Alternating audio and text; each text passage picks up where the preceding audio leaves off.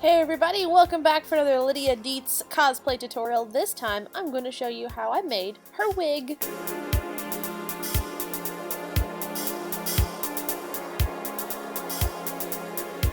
Okay everyone, to start out I want to let you know that this wig is actually two separate pieces. It's a base wig and a weft that I've sewn in.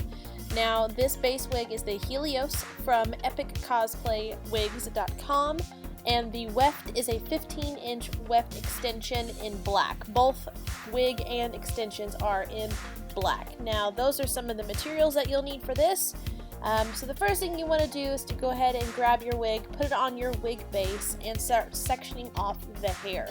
Right here, I'm actually sectioning off the bangs, because that's going to be the last thing that I'm going to do. Right now, I just really want to worry about trying to go ahead and putting the wig up into that ponytail curvature monstrosity that's on top of her head.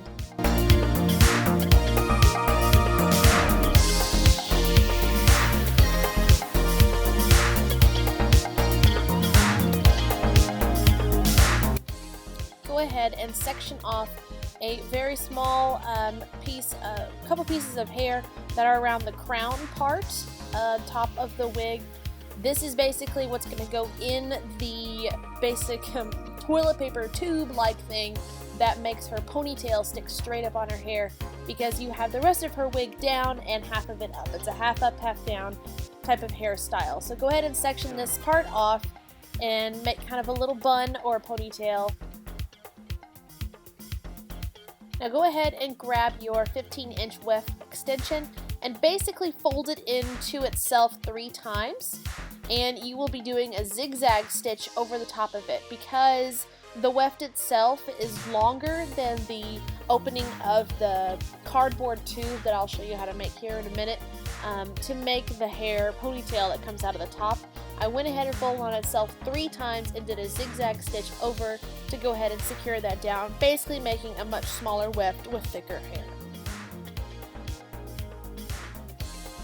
Now what I went ahead and did is put the little ponytail into a bun. Now we're going to be doing the little toilet paper or cardboard ponytail holder that she has on the top of her head. I just took a strip of cardboard, measured out exactly the opening that I want, and took that measurement, and now I'm going to create the ribbon band that goes over top of it.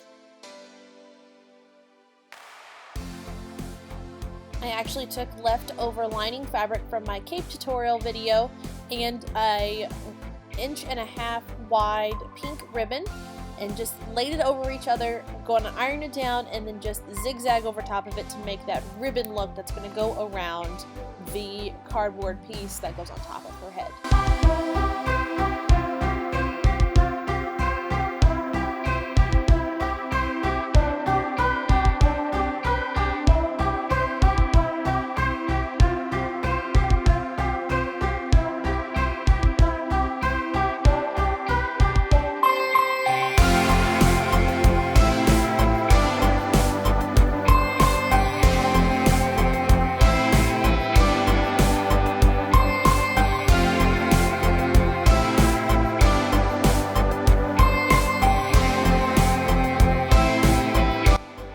Now I have that cardboard piece measured out to the exact length that I want, and just for reference, it's about 3 inches tall.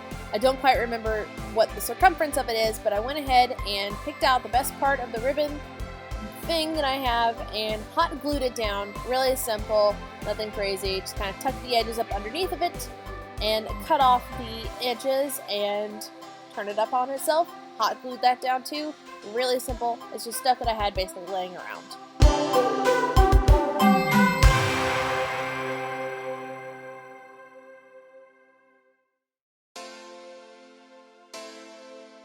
Now that we have our little ponytail holder made, the next part is kind of scary. You're actually going to be hot gluing this to the wig directly. So be careful. Measure first. Actually, don't do what I did, and I ended up picking off the glue, as you can see, because I didn't have everything prepared before I went ahead and stuck the hot glue to the wig itself. So prepare it first. I suggest putting it on there, measuring where it is, then taking the hot glue gun to that once the ribbon piece is on there, just like you see right here. Don't forget to pull that hair through at the top. We're actually going to be cutting that off to make that ponytail much shorter so it sits down within the ponytail holder.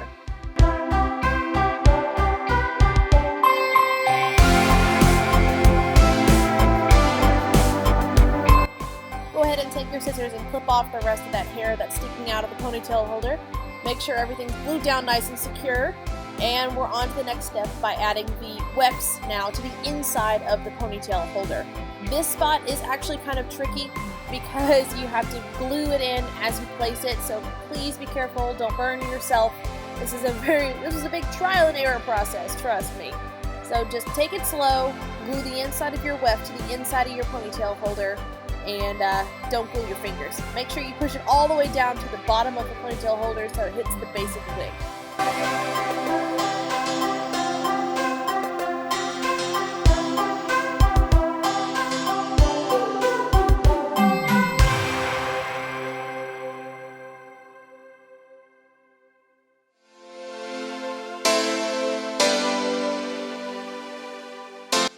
Okay, now here comes the sculpting process of this wig. You will need at least 3 pieces of gardening wire or very pliable wire that you are going to be inserting into the middle of the ponytail holder piece and basically sculpting 3 sections of the weft onto the wire plus some felt that I'll actually show you in a little bit. But right here I'm securing down the wiring with some hot glue to the inside of the ponytail holder so it does not move on me. Still kind of moves a little bit. That's just kind of something you have to get over. It's kind of difficult in a little bit, but right here, once you have all of those wire pieces glued in where you need it to be, go ahead and take some felt, and basically I cut out a triangle kind of pizza shape with a bigger base at the bottom that's going to be sitting next to the ponytail holder and then going to a point at the end. This is actually what the hair will be physically laying on, so it looks flat but yet wide, so when you turn she still has that kind of width to the points itself. So what I went ahead and hot glued those felt pieces down to the top of the wiring and actually colored the green wiring black because my hair is black, and kind of just laid the hair down where it kind of naturally fell.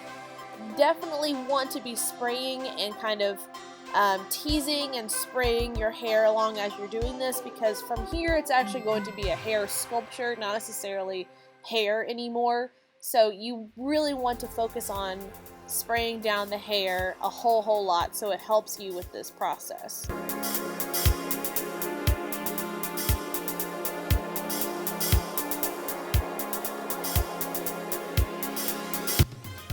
Now what I'm doing right here is actually smoothing out the hair and laying it exactly where I want it. And from this process, I'm going to go ahead and grab my Got2b hair spray, which is just pretty much hair glue, plugging in my hair dryer on a low heat setting, and I'm going to be hair drying that hot glue to the hair. So if you've ever used these type of products together, what that does, the hair dryer actually activates the glue and it becomes super solid once you spray it on there. It's very helpful for doing any type of hair sculpture or anything with synthetic hair like this wig. So basically you really want that hair dryer and your Got2b hairspray next to you at all times while you're doing this. And I sprayed it up, glued, hair dried, and just laid it down, and it actually lays extremely nice. And once you have it laid down where you want it, I used some hairpins to keep it where it's going to be so it kind of dries into form, and then continued on working through the rest of the wig the same way. Oh, I also went ahead and started trimming the curved pieces, not the curved pieces, the end pieces of the hair wig here also that you're seeing it. I'm not really good at trimming hair, but this is the best I could do with what I had, so that is what you're going to see. To get that point, use a lot of hairspray and do the exact same method of spraying and drying with the hair dryer.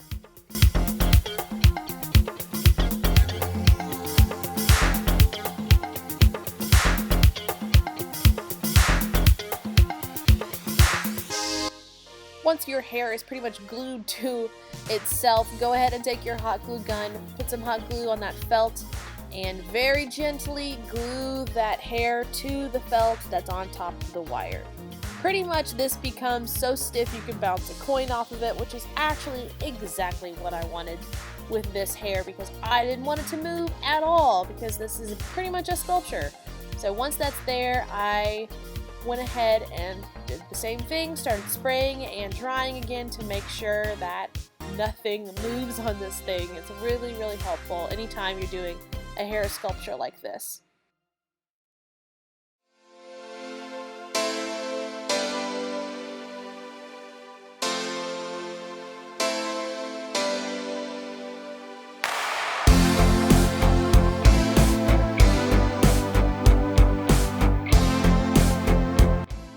Now this next part is optional, but I do actually highly suggest it.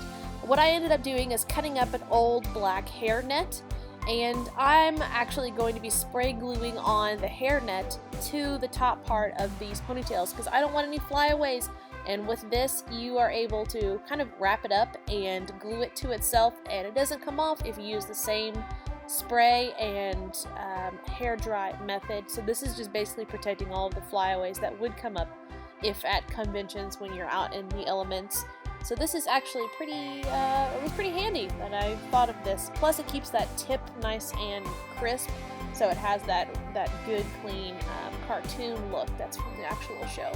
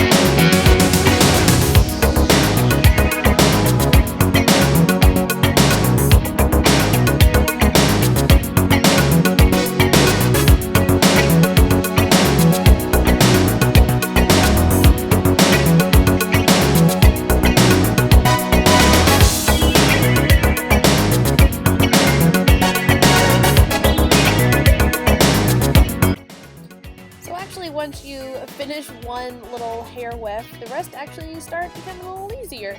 So now I have the whole thing done. I basically spray and dry away, and it looks pretty awesome once you're finished with it. I'm not gonna lie, I was extremely happy. Now definitely keep spraying and hair drying away because you want that extremely stiff, so no kind of element, wind, rain, or con going can ruin this wig.